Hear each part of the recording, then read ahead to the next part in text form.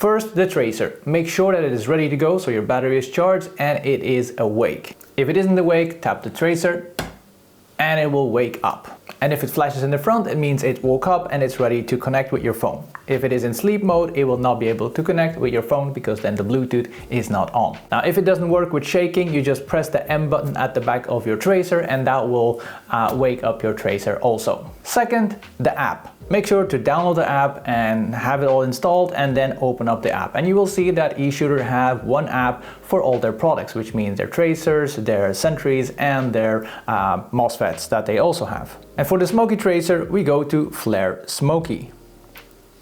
Make sure your Bluetooth is enabled, otherwise it will not be able to connect. And if your tracer is on and the Bluetooth is on from your device, you will see the tracer in your app. If you don't see it, press refresh and then it will show up in the list.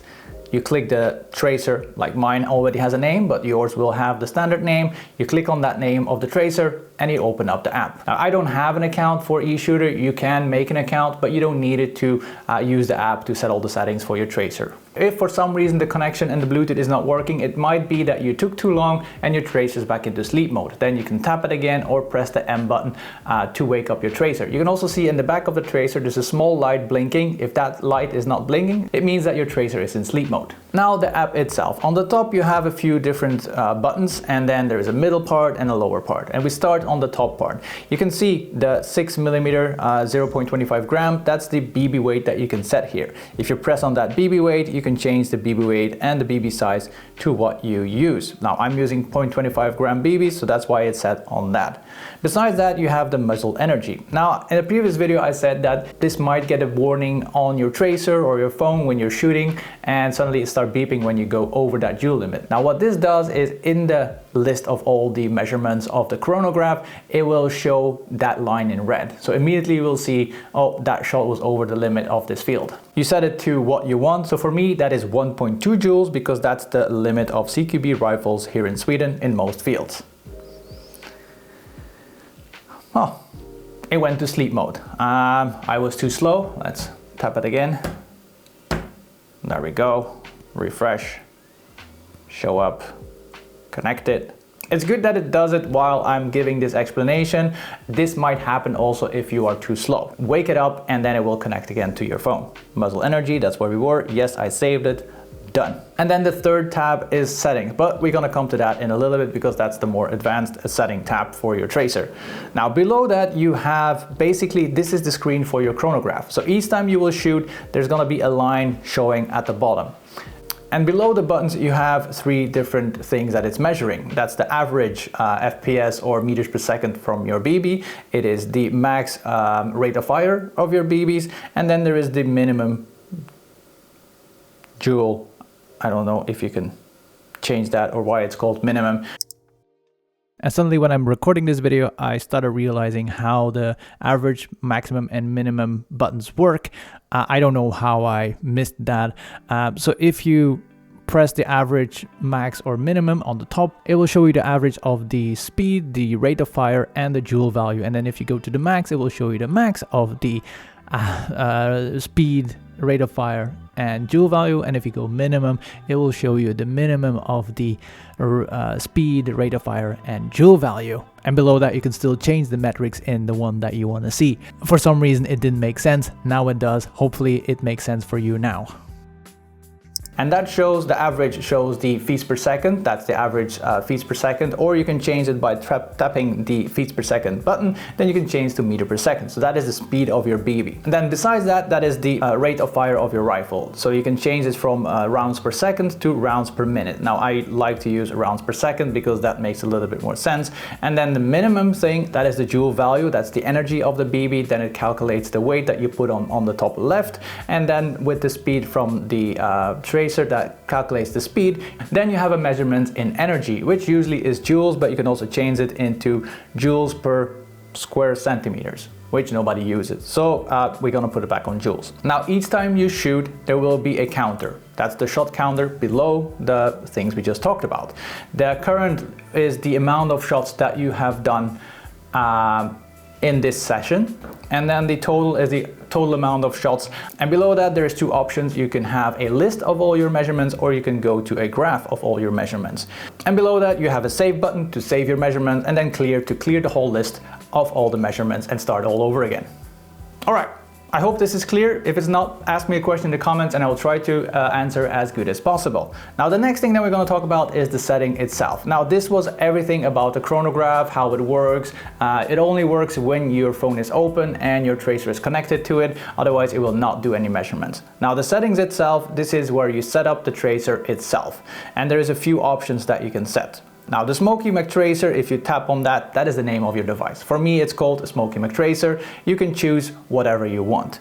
Below that, that is chronograph only. That will disable all the functions. Well, let's disable that. It will disable all the functions that are in the tracer. It will only work as a chronograph. So I don't want to use this as a chronograph only. I want it to flash, I want it to smoke. So I disable the chronograph only. Then the next thing is the muzzle smoke.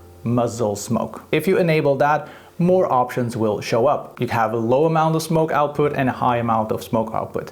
Now, I've always been using the low amount and it's working great. Like the high amount, yes, there's a lot more smoke coming out, but I don't need the smoke itself. I want the smoke to diffuse the light, and the low works perfect in most environments. And then below that, you have the fuel statistics, and I didn't have to refuel it since I got it, and I have been shooting with it a lot, mostly because it is on the low setting. It's not consuming a lot of fuel. And then it's measuring how much fuel it has. Like I said, I didn't have to refuel it yet. Then below that, there is the mode selection. Now, smoke is not in the mode selection. The mode selection is for the colors, the tracer itself. The smoke is something that you can add on top of the mode selection itself. And the mode selection has muzzle flash, tracer with muzzle flash, tracer, and tracer ratio. And each mode has a settings menu, and we're gonna go over each setting right now. So the muzzle flash, that's the flash in the front, only the flash in the front, and here you can change all the colors. Now you can have a single color where you can change the different color itself, and you will see that it starts blinking in the color that you select. Now, I like to have my flash a little bit orangey because that's similar to the muzzle flash, but if you want to have any other color, that's where you change it. You can change the brightness from 1 till 10, and then it will start flashing in that color. Now, this is the single color. You can also go to dynamic colors, where the flash will change color depending on your settings itself. You can change the speed of how fast the colors need to change their color. So if you have a lot of BBs flying, the color will change on the BB that it is flashing on. And then below the time, you can set the color itself. So you can alternate between blue, red if you want to, but you can change it how much as you want. But these colors here are the predefined colors. In the single color tab, you can also change the colors by moving your finger on the wheel itself. That gives you a little bit more range in the colors that you want. And the dynamic colors, did I forget something? Oh, you can also change the brightness, of course, but I have it at 10 because, well, you want to have as much light coming out of the flasher as possible. Now, I use the single color. Let's put it back on single color. Then the sensor test mode, I don't really know what it does, but I will try to figure it out, and I will put in the comments as soon as I figure it out. I can turn it on, I can turn it off, but that's all. If I shoot, I don't see anything. Now, the next mode is tracer with muzzle flashes. So then it will flash at the front, but also your tracer BBs will be traced inside with the UV flash, and then it will trace your BB. The settings are the same because you use the same things. And the tracer itself doesn't really have much settings except turning it on and off because, well, there's not a lot of colors that you can do. There's just a UV light flashing the BB when it goes out. That's it. The next mode is the tracer. Then you can see that the full muzzle flash thingy settings disappeared and only the sensor mode is still there. There is no settings to change colors because you're not using the flash in this mode. And then the last mode is tracer ratio, where your tracer will trace a certain amount of BBs. For example, one tracer, then 4 non-traced BBs, 1 tracer BB, 4 non-tracer BBs. Now, this mode is really handy if you play during night hours and the enemy is using night vision, for example, or you don't want them to immediately spot you, and then you trace 1 every second BB or 1 BB in 10 shots, which means that you're only gonna illuminate 1 BB every 10 shots. Now the other option that you can do is mix your tracer BBs with normal BBs, and then you will have a ratio like this one, but not as accurate. And also, if you have a mixed BB setup, your flasher will flash every BB. Now this one will only flash every, well, depending on your settings, every something BB. And then the last thing that you can do in the app is reset everything. Now, I would not advise you to do that, but if you want to go back to factory settings, you press the reset button, which I'm not gonna do because mine is set up for how I like to use it. I'm just gonna put it back on muzzle flash because that is the mode that I use the most.